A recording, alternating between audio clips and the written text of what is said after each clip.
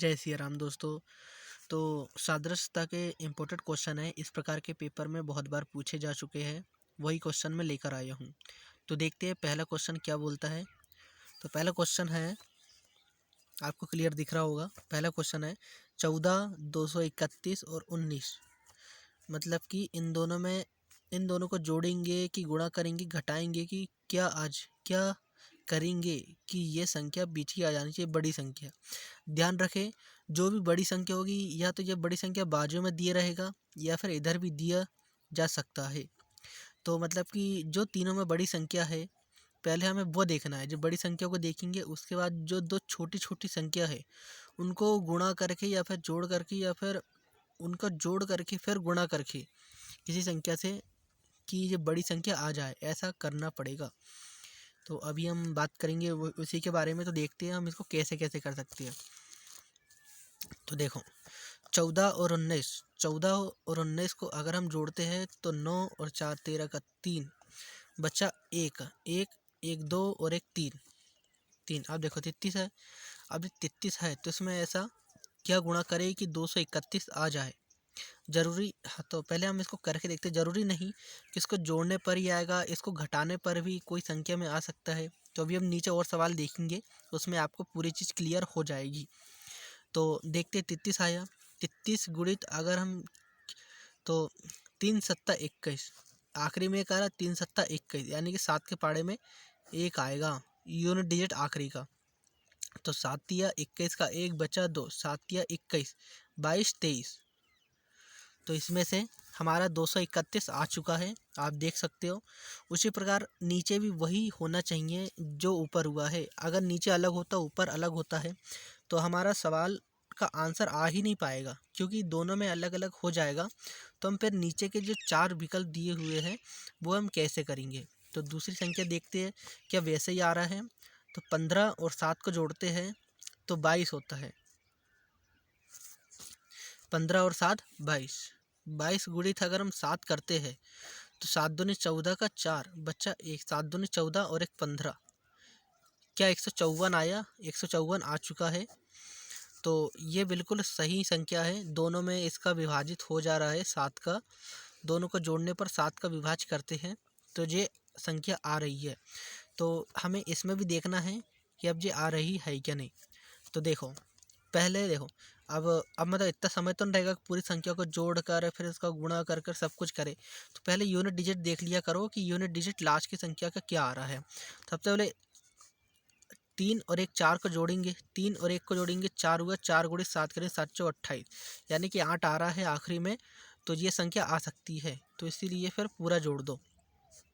एक और एक 2 भी जोड़ दो तो 7 चौ 28, 28 का 8 बचा 2, 7 दूनी 14 15 16, 168 आ रहा है, मतलब कि ये भी नहीं है। 8 18 और 20 को जोड़ो तो मतलब फिर यूनिट डिजिट पर जोड़ो। इसमें क्या है कि थोड़ा सा आसान होगा। 0 और 8 को जोड़ो तो 8 8 7 56, 8 गुणी से 8 8 56 आया। तो लास्ट में 6 आया और यहाँ पर 2 है, ये भी गलत है। 9 160 और 15, 9 15 और 9 को जोड़ेंगे तो 24 होता है। 24 गुणे 7, 7 चौ 28 का 8, आखिरी में 8 आया और यहाँ पर 0 है, तो ये भी नहीं है। उसके बाद 13 और 17 को जोड़ते हैं तो कितना आया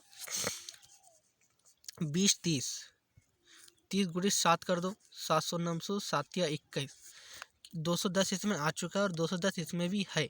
तो हमारा लास्ट वाला जो डी नंबर का आंसर है वो बिल्कुल सही है। इसी प्रकार से हमको दूसरा क्वेश्चन भी देखते हैं। अब देखो दोस्तों, ज़रूरी नहीं कि इन दोनों का जोड़ा ही जाए तब जाके आया जाए। हो सकता है कि इसको घटा भी सकते हैं, हो सकता है इसको गुणा भी कर सकते हैं, कुछ भी कर सकते हैं। ज़रूरी नहीं कि इसको जोड़ने पर ही, जैसे ऊपर वाली संख्या में हमने किए थे कि 7 गुणा करे थे इन दोनों को जोड़ने पर तब जाके ये संख्या आई थी, लेकिन नीचे यहाँ पर ऐसा नहीं है। अब ध्यान से देखो, बताता हूँ क्या है। क्या दिया वो संख्या 10 450 और 5। 450 बहुत बड़ी संख्या है। जब 450 बहुत बड़ी संख्या है तो हो सकता है कि इन दोनों का गुणा हो रहा हो। इन दोनों का गुणा होता है तो 5 एकम 5, 0 का 0 50 और फिर गुणित। अगर हम इसमें क्या कौन सी संख्या का गुणा करें कि 45 आ जाए, तो 5 नाम 45, इस 5 नाम 45 और 5 9 पाना 45 और 9 शून्यम शून्य, 450 आ चुका है 9 के 50 में 9 का गुणा करने पर। क्या नीचे भी वैसे ही होता है, वो भी देख लेते हैं। 8 पन्ना 40 गुणित 9, 9 चौक 36 और 9 शून्यम शून्य, 360 इसमें भी आ गया। तो ए बी सी डी 4 विकल्प में भी ऐसे ही होना चाहिए, तब जाके वो हमारा आंसर बिल्कुल सही होगा। तो देखते हैं क्या है। 9 और 4 को जोड़ते हैं तो 13 होता है, और 13 गुणित 9 करते हैं 9 तिया 27, आखिरी में 7 आ रहा है और यहाँ पर 0 है, यहाँ जो बिल्कुल गलत है। 7 और सॉरी गलत कर दिया, इसको जोड़ दिया मैंने। 9 चौ 36, 36 गुणित 9, 9 छः 54 हो रहा है, तो आखिरी 9 छः 54, तो आखिरी में 4 है और यहाँ पर 0 है, तो ये भी गलत है, ये वाला गलत है, मैंने इसको जोड़ दिया था। उसके बाद है दूसरा, देखते हैं वो बी नंबर का। 7 पन्ना 35, 35 गुणित 9 करते हैं 9 पाना 45 का 5 बचा 4, 9 तिया 27, 27 9 दूनी 18, 9 तिया 27, 28 29 30 31, 315 आ रहा है। बी नंबर का भी गलत है। 9 9 तिया 27, तीसरा देखते 9 तिया 27 गुणित इसमें 9 करते हैं तो 7 7 9 63 का 3 बचा 6 और 9 दूनी 18, 19 20 21 22 23 24, 243 आ रहा है, ये भी गलत है। लास्ट वाला डी नंबर का देखते हैं। 7 तिया 21, 21 गुणित 9, 9 एकम 9, 9 दूनी 18, 189 इसमें भी है और 189 हमारा आंसर आ चुका है। इन दोनों का गुणा करें, 7 तिया 21 और 21 गुणित 9 करते हैं तो 189 आया, यानी कि डी नंबर का इसका आंसर भी बिल्कुल सही है। लास्ट क्वेश्चन देखते हैं। लास्ट क्वेश्चन है, ये भी उसी प्रकार से करना है। अब देखो, ऊपर वाले में सबसे ऊपर वाले हमने इन दोनों संख्या को, 1 मिनट, हाँ ऊपर वाले सॉरी हाँ अब सही दिख रहा है। ऊपर वाली संख्या को हमने जोड़े थे, फिर गुणा करे थे। दूसरे नंबर सवाल में इन दोनों का गुणा करके फिर एक और संख्या का गुणा करे थे। अब इसमें हमें करना क्या है वो देखते हैं।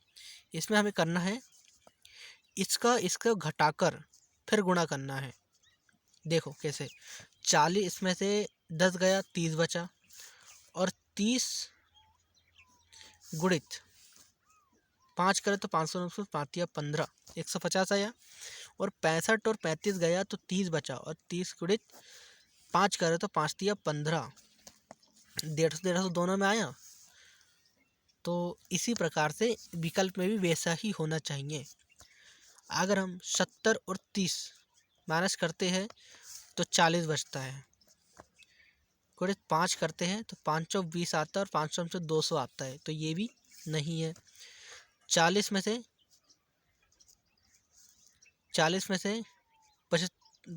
75 गया, ये 75 में से 40 गया, कितना बचा, 5 का 5 4, कितना बचा, 4 गया 3, 3 बचा 35, गुणित 5 करो, 5 25 का 5 बचा 2, 5 ते 15 16 17, 175 आ गया, तो ये भी नहीं है। तीसरा नंबर देखते हैं। 55 में से 10 गया तो 45 बचा, 45 गुणित 5 करे तो 5 25 का 5 बचा 2, 5 चौ 20 2 22, हमारा सी नंबर का आंसर बिल्कुल सही आया, और ये वाला भी गलत है। तो इस प्रकार के क्वेश्चन रहते हैं, इस प्रकार के सवाल भी आपको बहुत बार परीक्षा में पूछे भी जाते हैं। तो ये सवाल बड़े आसानी से आप कर सकते हो, सिर्फ केवल प्रैक्टिस की बस आवश्यकता होती है। पेपर बहुत ही जल्दी आ चुके हैं, मेरा भी पेपर है, मेरा पेपर 21 तारीख को ही है। 20 तारीख से शुरुआत हो रही है, लेकिन मेरा पेपर 21 तारीख को ही आ गया, उसके दूसरे दिन ही आ गया है। तो आप भी अच्छी तैयारी करें, मेरी भी तैयारी चल रही है। तो अगर वीडियो अच्छा लगा हो तो जब तक चैनल को सब्सक्राइब और वीडियो को लाइक कर देना। जो भी सवाल है वो कमेंट में पूछ लेना, उसका आंसर मैं देने की पूरी कोशिश करूँगा। तब तक के लिए धन्यवाद।